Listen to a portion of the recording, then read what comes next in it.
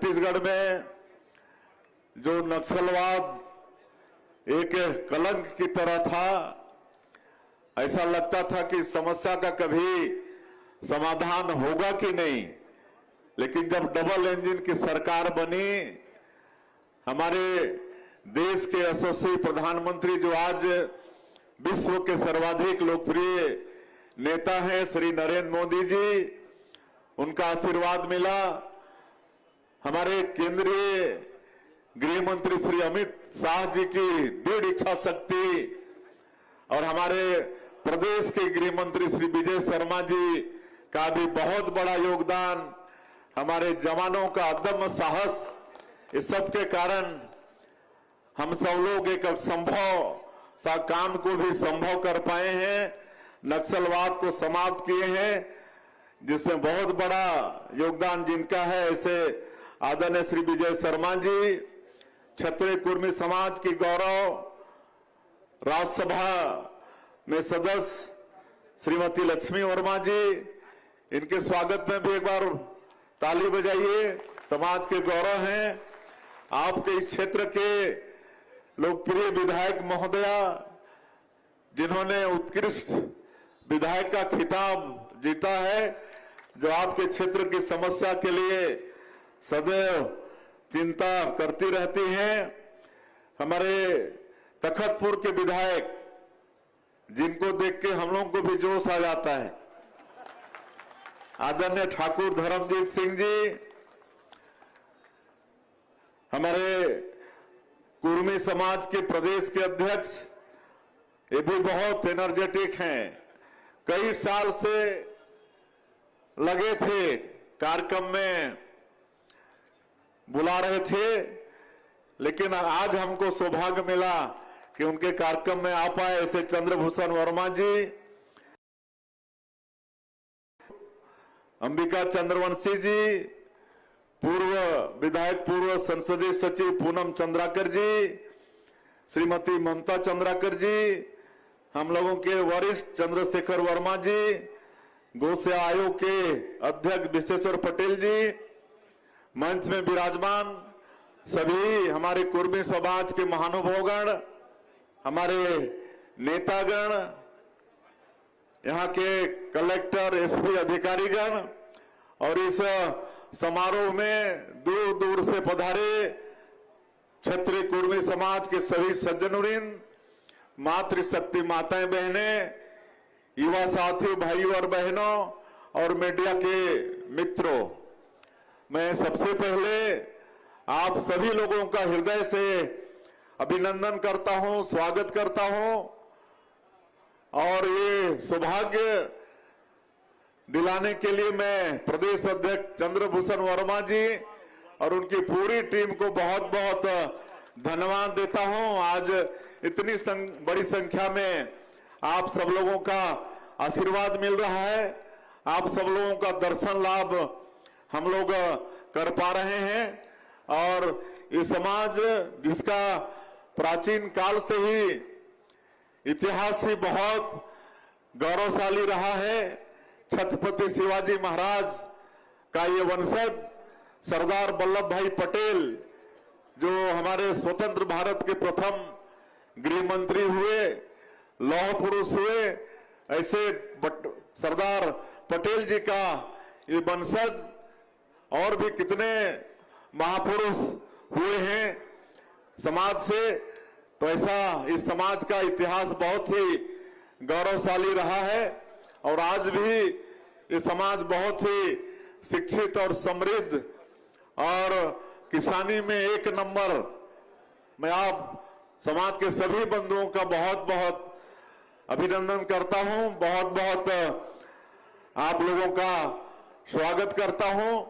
और क्योंकि आज मुंगेली में कई कार्यक्रम है, 4 महापुरुषों का मूर्ति का वहां पर अनावरण है, जल्दी जाना होगा, इसलिए आज मेरा बड़ा सौभाग्य कि यहाँ पर जलेश्वर महादेव का दर्शन यहाँ पर हुआ, जो जल में विद्यमान है और स्वयंभू हैं। इस तरह से बहुत कम जगहों में जल से स्वयं प्रकट होते हैं देवादिदेव महादेव आज उनका दर्शन हुआ है, उनका पूजन अर्चन किए हैं और छत्तीसगढ़ की खुशहाली के लिए उनसे कामना किए हैं कि छत्तीसगढ़ में खुशहाली हो, सबके घर में सुख और समृद्धि हो। एक कल सोमनाथ मंदिर, उसमें हमारे देश के यशस्वी प्रधानमंत्री श्री नरेंद्र मोदी जी वहां पर जाने वाले हैं और पूरे देश में विभिन्न जगहों में जहां भी शिवलिंग है वहां से लाइव टेलीकास्ट होगा। तो ऐसा एक कार्यक्रम हुआ है और आप सब लोग देखते हैं कि जब से श्रद्धेय नरेंद्र मोदी जी देश के प्रधानमंत्री हुए हैं तब से हमारे देश में सनातन को बहुत मजबूती मिली है। इसके पहले हम सब लोग अपने को हिंदू कहने में भी थोड़ा भय लगता था, लेकिन जब से प्रधानमंत्री बने हैं आज सनातन बहुत मजबूत हुआ है। आज अयोध्या में 500 साल के संघर्षों के बाद प्रभु श्री राम एक टेंट से भव्य मंदिर में विराजमान हुए हैं और हम छत्तीसगढ़ वासियों के लिए तो बड़ा सौभाग्य का विषय है, क्योंकि प्रभु श्री राम से हम छत्तीसगढ़ वासियों का नाता बहुत ही गहरा है। माता कौशल्या का जन्मभूमि ये छत्तीसगढ़ है, प्रभु श्री राम का ननिहाल है और जब वो भव्य मंदिर में विराजित हुए तो अनेकों तरह से हम लोग छत्तीसगढ़ वाले खुशियां मनाएं और हम लोग सरकार में भी निर्णय लिए, क्योंकि प्रभु श्री राम से गहरा लगाव है और सबकी इच्छा होगी कि सब वहां अयोध्या जाएं, प्रभु श्री राम का दर्शन करें, उनका आशीर्वाद लें। इसलिए रामलला दर्शन योजना सरकार में हम लोग शुरू किए हैं। अभी तक 42,000 से ज्यादा राम भक्त इस योजना का लाभ लेके अयोध्या जाकर प्रभु श्री राम का दर्शन करके उनका आशीर्वाद लेकर आ चुके हैं और लगातार ये योजना चालू है। आप सभी लोगों को भी इसका लाभ लेना चाहिए। तो ये सब हम लोग छत्तीसगढ़ से कर रहे हैं। मुख्यमंत्री तीर्थ यात्रा दर्शन योजना ये भी जो बंद हो गया था बीच में, उसको शुरू किए हैं। बूढ़े बुजुर्गों की इच्छा होती है कि अंतिम समय में कोई तीर्थ व्रत कर लें, लेकिन हर परिवार में वो सक्षमता नहीं होती है। तो हम लोग पूरे देश में 19 जगह को चिन्हित किए हैं और हमारे बूढ़े बुजुर्गों को, हमारे माता पिता को वहां का तीर्थ करा रहे हैं। आज मैं सब गिनाने नहीं आया हूं, लेकिन आप लोगों के आशीर्वाद से अभी हमारी सरकार को 2.5 वर्ष पूरे हो रहे हैं और इतने कम समय में जो 2023 के विधानसभा चुनाव में जो वादा हमारी पार्टी का छत्तीसगढ़ की 3 करोड़ जनता से था, माननीय प्रधानमंत्री जी का जो वादा था, उस सबको पूरा करने का प्रयास किए हैं। चाहे वो प्रधानमंत्री आवास योजना हो, चाहे किसानों से किया गया वादा हो। आज 70 लाख माता बहनों को आर्थिक रूप से सशक्त करने के लिए 27 किस्त महतारी बंधन का दे चुके हैं। 18,000 करोड़ से ज्यादा उनके खातों में भेज चुके हैं। सिंचाई का साधन बढ़ा रहे हैं, क्योंकि छत्तीसगढ़ हमारा धान का कटोरा है। अभी ये 2 साल में ही 10,500 करोड़ से ज्यादा नया सिंचाई परियोजना स्वीकृत किए हैं। हर क्षेत्र में तेजी से विकास हो रहा है। रेलवे का बजट 21 गुना बढ़ा है। आज 47,000 करोड़ का परियोजना हमारे पूरे प्रदेश में चल रहा है। 32 स्टेशन को हम लोग विश्व स्तर का बना रहे हैं। सड़क मार्ग में भी आदरणीय गडकरी जी का बहुत आशीर्वाद है। तो ये सब आज डबल इंजन की सरकार होने के कारण केंद्र का भरपूर आशीर्वाद हमारे प्रदेश को मिल रहा है। तो आज वो सब हम गिनाने नहीं आए हैं, आज हम आप सबका दर्शन करने आए हैं, आप सब लोगों का आशीर्वाद लेने आए हैं। आप सब लोगों का मार्गदर्शन आशीर्वाद हम लोगों को मिलता रहे। हम लोगों को छत्तीसगढ़ को एक विकसित छत्तीसगढ़ के रूप में खड़ा करना है और बहुत संपन्न हमारे प्रदेश को प्रभु ने बनाया है। यहाँ खनिज संपदा भरपूर है, वन संपदा भरपूर है, धान का कटोरा कहलाता है। उर्वरा शक्ति से भरपूर यहाँ की मिट्टी है। यहाँ के किसान आप सब लोग बहुत अच्छे हैं। यहाँ के लोगों के लिए पूरे देश में कहा जाता है छत्तीसगढ़िया सबले बढ़िया। तो हम लोगों को जिस तरह से माननीय प्रधानमंत्री जी 2047 तक देश को विकसित भारत के रूप में खड़ा करना चाहते हैं, उसी तरह से हमारे छत्तीसगढ़ को भी 2047 तक विकसित छत्तीसगढ़ के रूप में खड़ा करना है।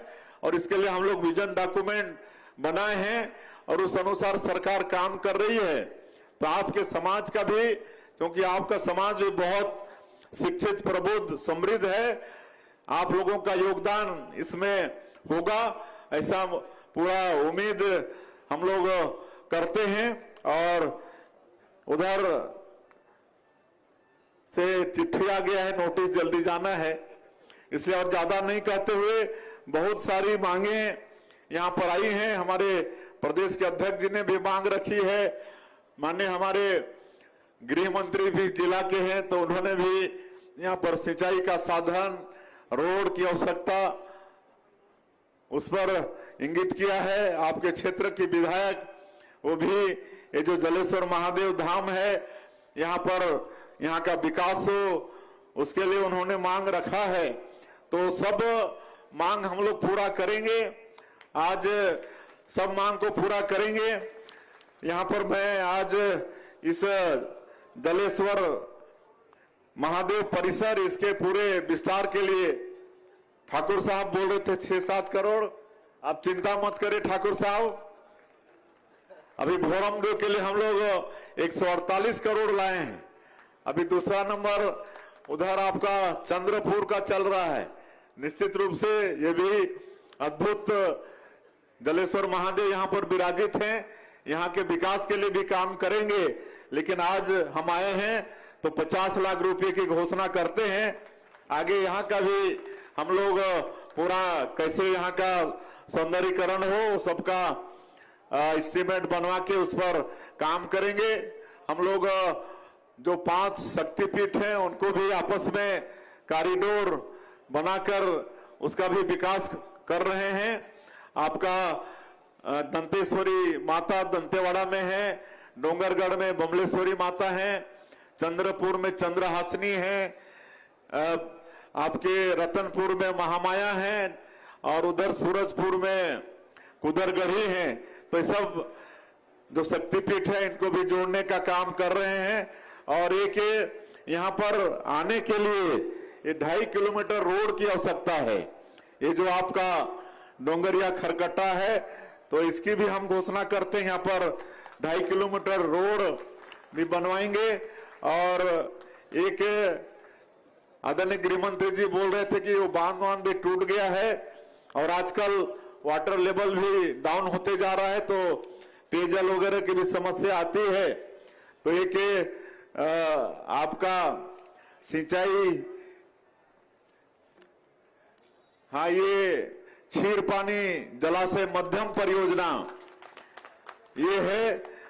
इसमें करीब 9100 हेक्टेयर में अभी सिंचाई हो रहा है, लेकिन अगर इसमें नहर विस्तारी का कार्य किया जाए तो करीब और 1100 हेक्टेयर में सिंचाई बढ़ जाएगा। और इससे सिंचाई नहीं बढ़ेगा बल्कि इस पूरे क्षेत्र का वाटर लेवल भी ठीक होगा। और जो जलेश्वर महादेव है वहां भी जल का भराव और अच्छा होगा। तो इसके लिए वैसे अभी आदरणीय डिप्टी सीएम बता रहे थे कि 50 करोड़ के करीब लागत होगा, तो जो भी लागत होगा उसकी भी हम घोषणा करते हैं। और ये समाज उत्तरोत्तर विकास करे और इसके लिए शिक्षा, ये सब में ध्यान देना बहुत जरूरी है। और सरकार की जो भी योजना है, चाहे वो भारत सरकार की योजना हो, चाहे छत्तीसगढ़ प्रदेश सरकार की योजना हो, वो सब योजनाओं का लाभ समाज के पात्र व्यक्तियों को मिले। और शिक्षा के क्षेत्र में भी सरकार के तरफ से सारी सुविधाएं हैं, वो सबका भी लाभ समाज के हमारा बेटा बेटी लोग लें, इसी से समाज का विकास भी होगा। और आज हमारी युवा पीढ़ी नशा पान की ओर थोड़ा बढ़ रही है, तो उसके लिए भी सरकार तो चिंता करती ही है, लेकिन समाज को भी इस पर विशेष चिंता करने की आवश्यकता है कि हमारा बच्चा कहाँ जा रहा है, किसके साथ बैठ रहा है, किसके साथ उठ रहा है, इस सब भी थोड़ा हम लोग को ख्याल करना मतलब पड़ेगा, तभी हमारा समाज विकास करेगा। और जब समाज विकास होकर शक्तिशाली होगा तभी देश भी उससे शक्तिशाली होता है। ऐसा मत समझिए कि आपका समाज में इस तरह से सम्मेलन होगा और विकसित होगा तो उससे समाज का ही भला होगा, ऐसा नहीं है। अगर कोई भी समाज संगठित होता है, मजबूत होता है, तो उससे राष्ट्र भी बलशाली होता है। तो आप राष्ट्र को भी बलशाली बनाने का काम करेंगे। मैं पूरे समाज का फिर से एक बार हृदय से अभिनंदन स्वागत करते हुए और इस सौभाग्य अवसर प्रदान करने के लिए प्रदेश के अध्यक्ष और पूरी टीम सबको कल शाम को भी आदरणीय राज्यसभा सदस्य लक्ष्मी वर्मा और पूनम बोले नहीं जाएंगे तो हम लोग धरना में ही बैठ जाएंगे, तो वैसे तो हमको आना ही था। बहुत बहुत धन्यवाद। जय हिंद, जय छत्तीसगढ़।